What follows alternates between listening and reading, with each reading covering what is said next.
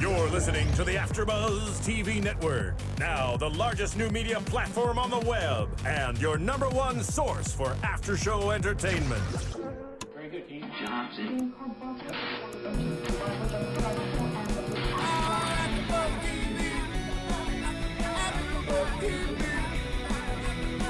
From the AFTERBUZZ Studios in Los Angeles, California, presented by Maria Menounos and Bing.com, and streaming live thanks to Akamai Technologies, this is AFTERBUZZ TV's South Park After Show.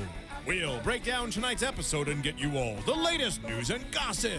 If you'd like to buzz in on tonight's show, you can buzz us at 424-256-1729. That's 424-256-1729.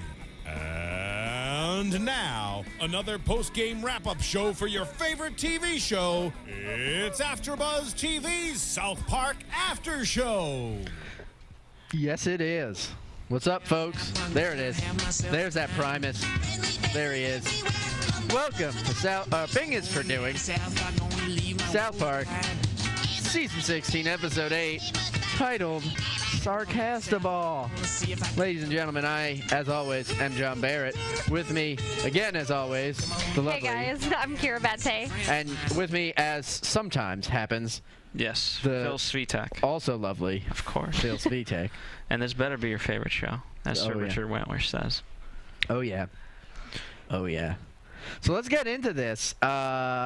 This episode starts, and how apropos, in case any of you out there in Listenerland didn't hear, the regular refs are back in the NFL. There's no more replacement refs after the debacle on Monday night. But anyway, NFL's on the brain for a lot of people. So how apropos that South Park begins this episode with an NFL game going on. And I like when they go topical. Yeah. Yeah. Topical is usually a good episode. They only sort of obliquely reference the scab referees, but you know, they do make a reference to it. The big thing the last two NFL seasons though was how bad all of the head injuries were getting. Mm-hmm. Especially this summer. I mean, just report after report, and then like guys coming out being like, okay, yeah, you know what? Me too. I have some brain injuries. Yeah. Wasn't there one that committed suicide like recently because of that too? Yeah, Junior Seau. There was a few about 2 years ago. Another guy also committed suicide potentially because of depression associated with. But I feel like in general, it's just kind of happening in sports overall. Like wrestling, people are just coming out like, hey, you know what? Doing a lot of wrestling can be dangerous to your body. Right. Well, yeah. Yeah. But it's great that they are investigating if there's a direct correlation between football and head trauma, which to me seems pretty intuitive. That if you're playing a sport where you're going to be falling into the ground and tackled by men who weigh between 200 and 500 pounds, you might hurt your head. Hey, might happen. It's not. I don't think it's a direct correlation because it's kind of like push-ups for football. For every push-up you do, it doesn't equal one better at football. You know, you're maybe a little bit better for every push-up you do. I'm not sure I follow your logic there, Phil. Well, push-ups don't make you that much better at football. Right. But they can over a certain amount of time. So you're saying, so in your I'm metaphor... saying in defense of the NFL. In your metaphor, push-ups are football, and football is head injuries? I guess. This is a little bit of a... I know, we're reaching. Yeah. We're reaching. Anyway... Roger did. I'm just saying we're still harvesting data. Nothing conclusive can be taken. Which is probably what Roger Goodell is saying as these men kill themselves. And continue to. But it's funny. It's a funny image of all the old ex-NFL players like waddling onto the field. The one guy with his pants at his ankles. The other guy pretending to bake a piece of bread or possibly a cake. Did you get the references? Because I'm not that big in football. No, I did not get the references. One was the one that put his pants down was Jim Harris. Okay. I know. Okay. Thank you. You are welcome. Kyra Batte, everybody, our resident NFL expert. But they didn't actually, like, they weren't just big being guys. Sarcastic. You know what I mean? It wasn't. It wasn't like Joe or any of the big guys. You know what I mean? Like but I don't know. Anyway, not that it mattered. But I do like that we have a crusade in South Park to make football safer for the kids, because apparently kickoffs are the most dangerous part of football. How is that? I had never heard that. I don't know if I believe it.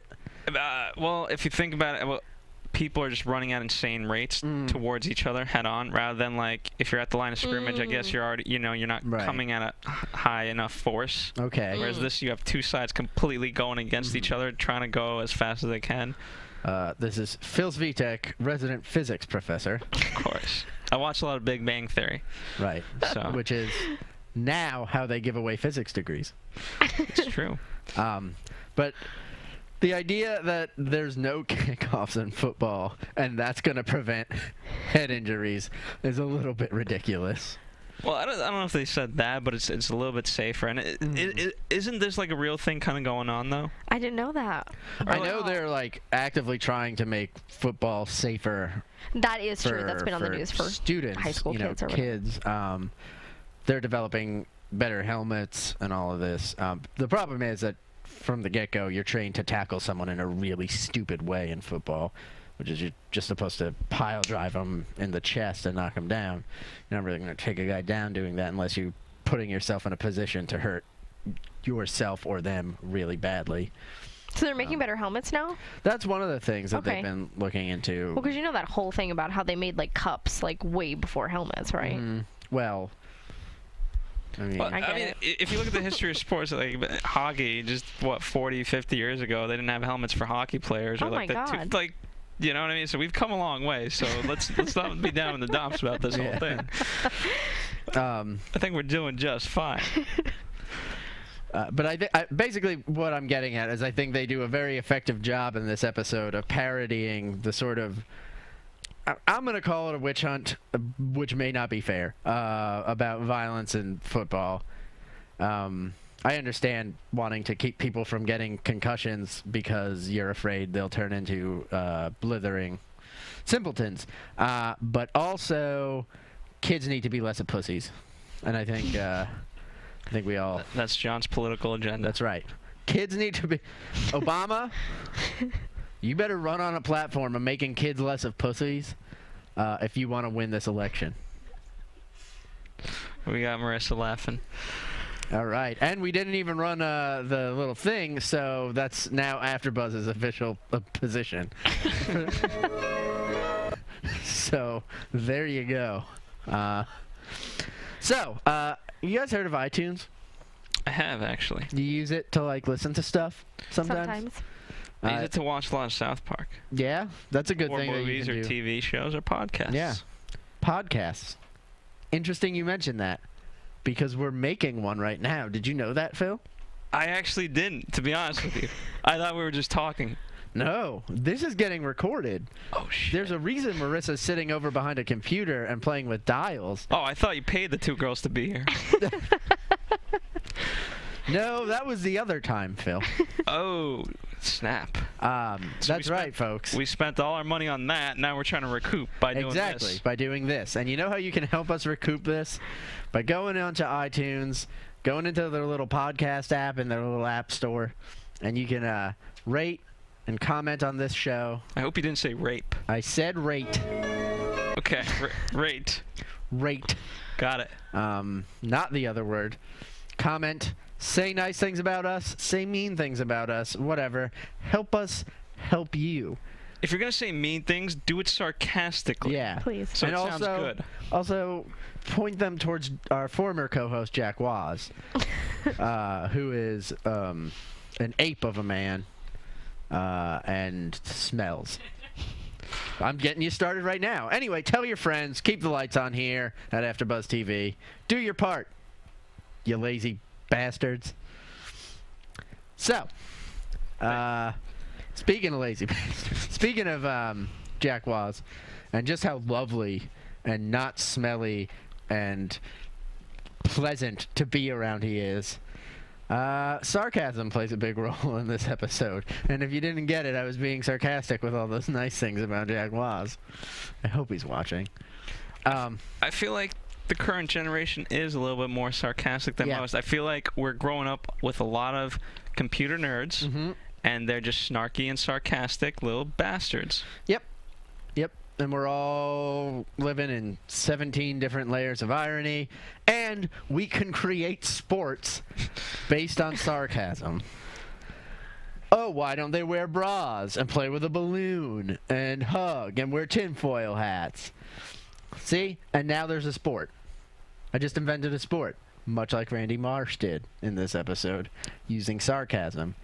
And not only did he create the sport at South Park Elementary using sarcasm, he agreed sarcastically to be the coach, which forced him to actually be the coach. Then he agreed sarcastically to campaign and ended up at Congress giving a speech, again sarcastically, to make it a national thing, and all of a sudden is coaching the Denver Broncos in Sarcastaball. Now,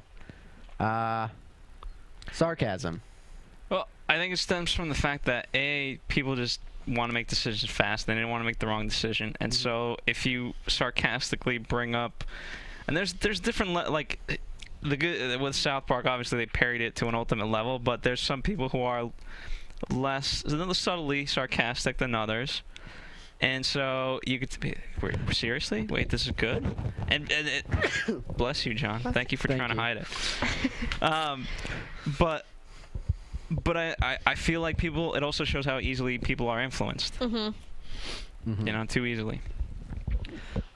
We also see a lot of sarcasm direct from other people, and I think my favorite moment was the moment directed at CeeLo. I believe you, Kyra, also enjoyed this. That was my favorite part. Then please, feel free to take the reins. It was when they were like, "Oh, I'm so excited to see you back on TV again, all your hit songs," which is never.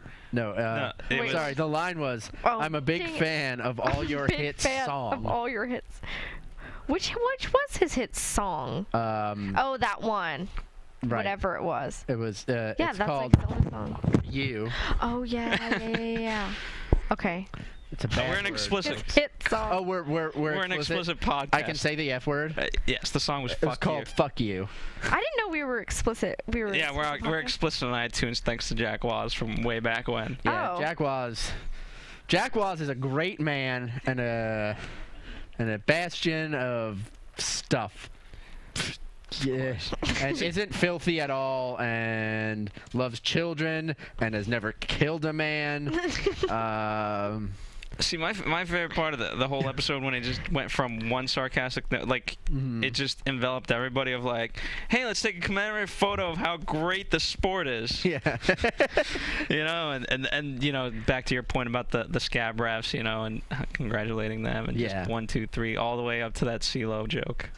I also love that they chose to, as part of the focus of this episode, use Jim Rome, who is a really great sportscaster. I hate Jim Rome, and he's also really sarcastic and horrible and annoying, and I hate him, and I want to go on the record as saying that. But it was funny to me that they used him because he's a sarcastic prick.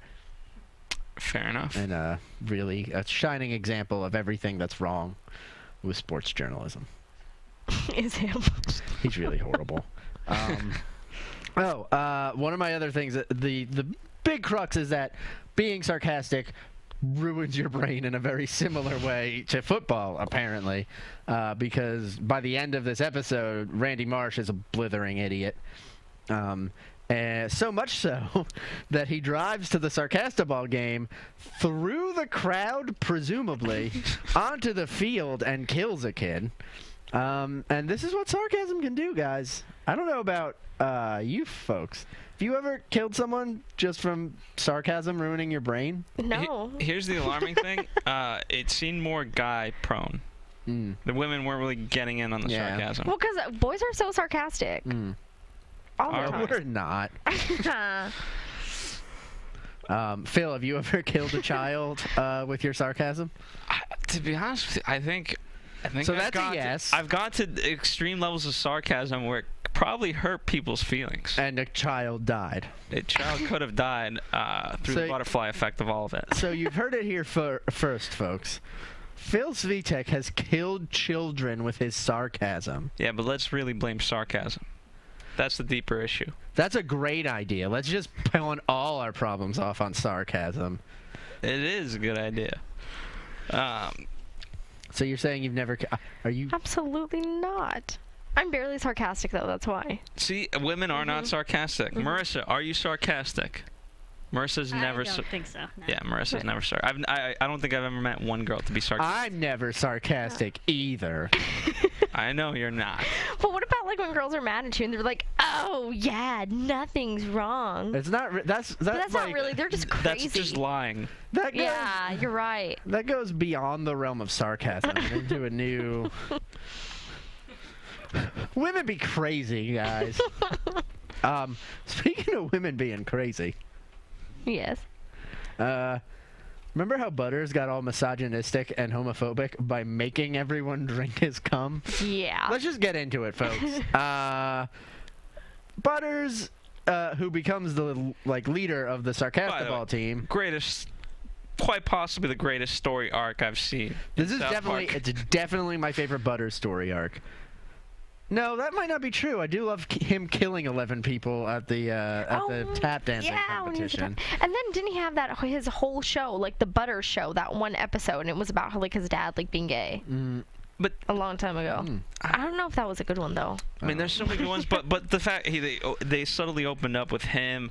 Yeah, I'm just so bad at all sports. Well, here's my favorite. No, he's not bad. It's not that he's bad at all sports. It's that he sucks at sports, and that he's been told he should work at a Thai massage parlor because he's so good at sucking. Yes. I'm gonna let that sink in for those of you who haven't thought about it. The idea is that Thai massage parlors are secretly fronts for very, very, very. Let's call them Jack Wazian. You businesses. too can get a happy ending. Yeah. Anyway, that's the first sort of oblique reference to semen in this episode. Then we've got Butters giving his speech to all the guys, talking about the warm goo that fills him, and that's where your compassion is, and you have to go and find your warm goo. Did you guys get it? I did not get it at that point. I got it as soon as he said, Really? sometimes I'm so full of this compassion and goo that a little bit of it comes out. Oh. See, I read the synopsis, so I knew, but I didn't really think. I was with you. Like, I didn't really think it was going to be that bad. Yeah. You knew. I put You had a together that he was talking about semen. The warm goo that he was talking about as his You have such compassion. a dirty mind. But like I said, I know Jack Waz. Here's Who's the a good wonderful guy. The good news is, I mean, correct me if I'm wrong, but even at the point when his jizz did come out, you're like, okay, wow. But I didn't think they'd take it to the next level. Neither did I. Some put it in a vial, and I was like, why is he doing that? And I was like, I guess it's a Butters thing. You know, it made sense It as is just a a Butters normal thing. Butters thing to collect his own semen. Because he's a flippin' weirdo. But then my next note after, why is he saving his semen is, oh sweet Christ, Cartman, why? Because Cartman, who is bad at being nice, goes to Butters for help and drinks his goddamn semen. Just drinks it right on up. I couldn't believe that he drank it though. I thought like, because you know it is TV, that he was gonna like rub it or like shower in it or something. I didn't know he was This gonna is drink South Park. it to that level. I'm not sure. I think that's better. Rubbing it. I'm not with you. I prefer them drinking it. Drink it? Can we take a step back why? and just talk about how bad parenting this is? Yeah. Well, at what point have Butter's parents been good? Well, Butter's parents have sucked, yes. But They're really good at sucking. They should get a job at a Thai massage parlor. But just in general, like, they are just so bad, and this is what it leads to. And then going back to proper condom use, that episode of, like, really? Okay, let's have the school teach kids on how to put on condoms. And then you have Mr. Garrison teaching them how to suck each other off, probably, by age 2. 8, but yeah. Here's the thing. I was planning on talking about this a lot because basically it's most of this episode. Yeah. If, let's say, you were an athlete, even in this sport of Sarcastaball, which is fruity and weird and bizarre, wouldn't you think twice about consuming a warm, cloudy, white fluid? Unless you have an opinion, I'm going to learn you. Okay, go ahead. Alright, Sarcastaball has made all the men so gay that all they can do is have cum from other men. Okay, here's where I think you might be wrong about that. Someone would have figured out that it was cum. Alright. That you might still be right about. I do love their 3 descriptions, though, which I have forgotten, but I know Kyra's written. Compassionate. Compassion, commitment, and camaraderie. And Butter's creamy goo, guys. Yeah, but look for it at Ralph's. I bet they carry it. Best served at room temperature. No. Also comes in hot. No. What did it say? Best served slightly above room temperature. Is that what they said? Slightly above. Did they say horse size too? Yeah. Okay. That's the one that Tom Brady's drinking at the end of the commercial, and he has a little mustache. He has a little semen mustache. But he was the first one to go, ew. Because he's a man's man. Yeah, You believe that. You go on believing that, Phil. All right. Cuddle Up is also great. Yes. Not quite related to them all drinking his cum. But the fact that he says cuddle up instead of huddle up really drove home just how crappy Sarcastaball must be to watch. Question that comes up for me about this whole situation is, why is it Randy who knows that what they're drinking is cum? I mean, the magical spell at that. It's for lack of a better choice. It's just a story decision. You know, and you just have to end it somehow. It's because Randy's gay. Everyone knows that. Remember that one time he did the spa thing, like at the end of the planet or comet party, and him and that guy jacked off each other at the spa? I don't remember that. You don't? Well, it was a really, really, really old episode. I watched it when I was 12.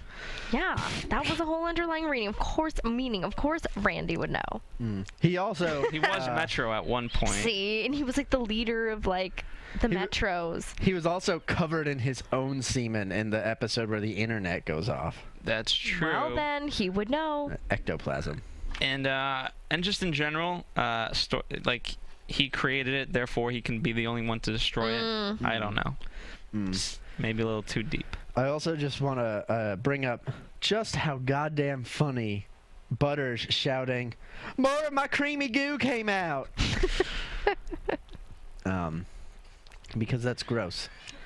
Also, favorite line in the whole my 2 favorite lines in the whole episode. All right. After Butters gets yelled at and is grounded for however long he's grounded for, his dad explains to him the whole thing, and he's like, "Any questions?" "Yes, 2. What's sarcasm and what's cum?" I love that he didn't know either of those things. And he always gets in trouble for everything he doesn't know. The other favorite thing about it, my other favorite line, is at the end of the episode, Butters is lying in bed. He starts to fall asleep and wakes up, and he has an erection, presumably. And he asks his father, why is it all stiff and pointy? And his father, in typical Mr. Stotch, I forget his name, fashion, says, it's your friend friend compass. Yes. It points in the direction of your friends, and it's pointing up because Jesus is your friend. All right, after Butters' bi-curious episode, his yeah. experimentation with trying to find Jesus, I really hope they play with that idea later. Yeah. You know, like, hey, my friend Jesus must be close. And yeah.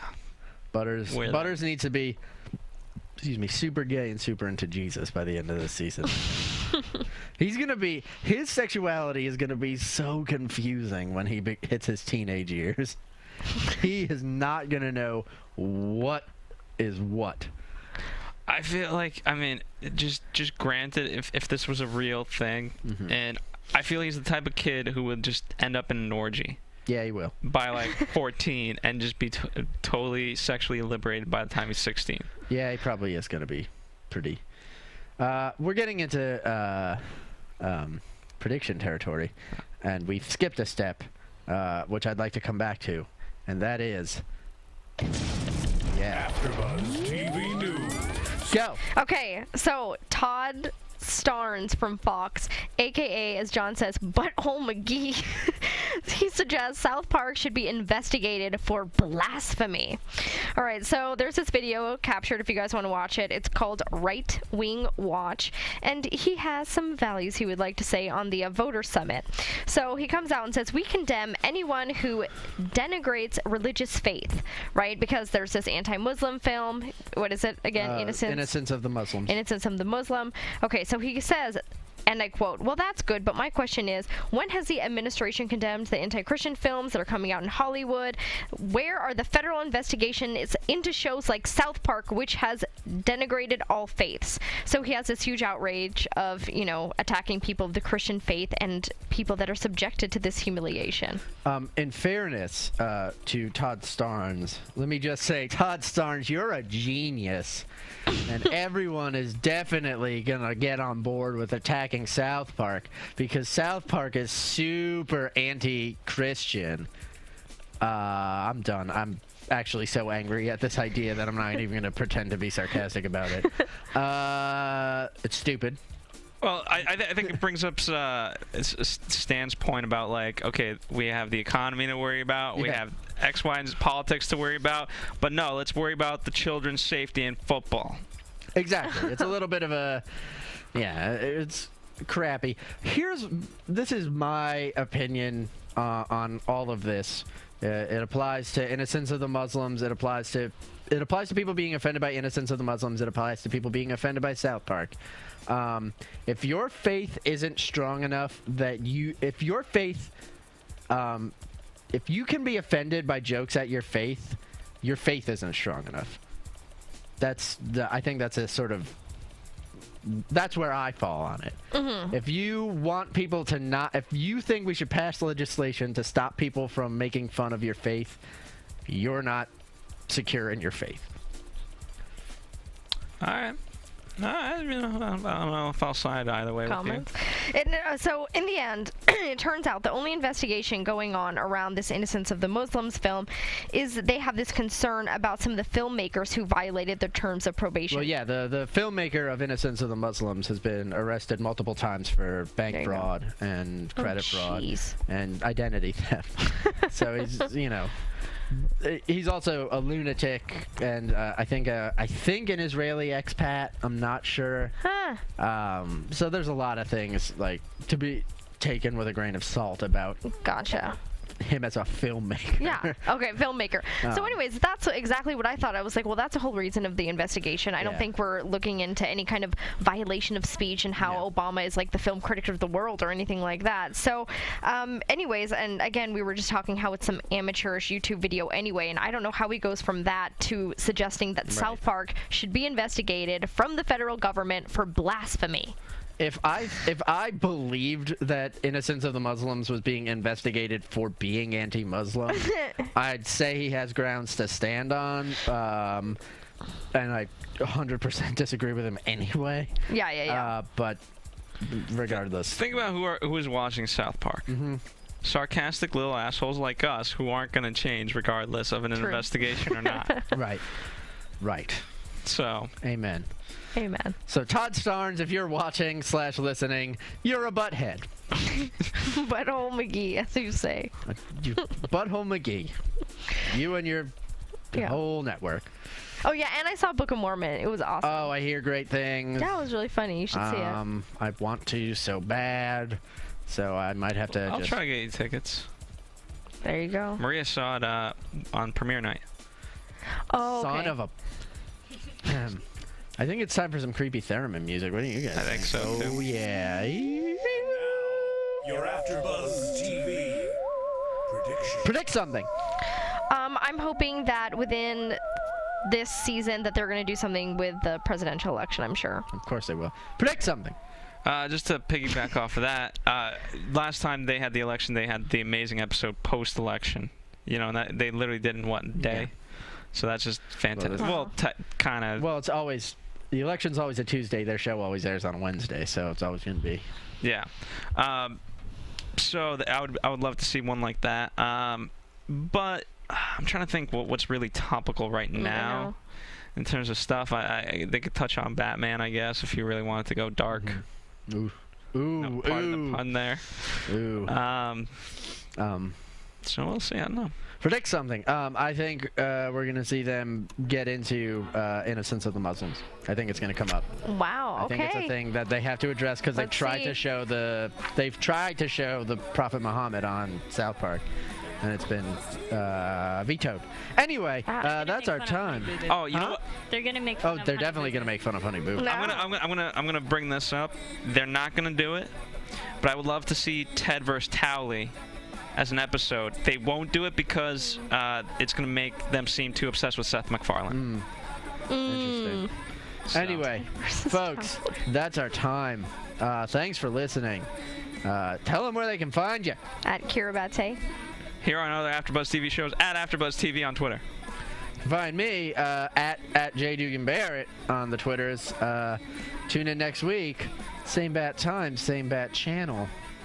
From Bing.com, executive producers Maria Menounos, Kevin Undergaro, Phil Svitek, and the entire AfterBuzz TV staff, we would like to thank you for listening to the AfterBuzz TV network.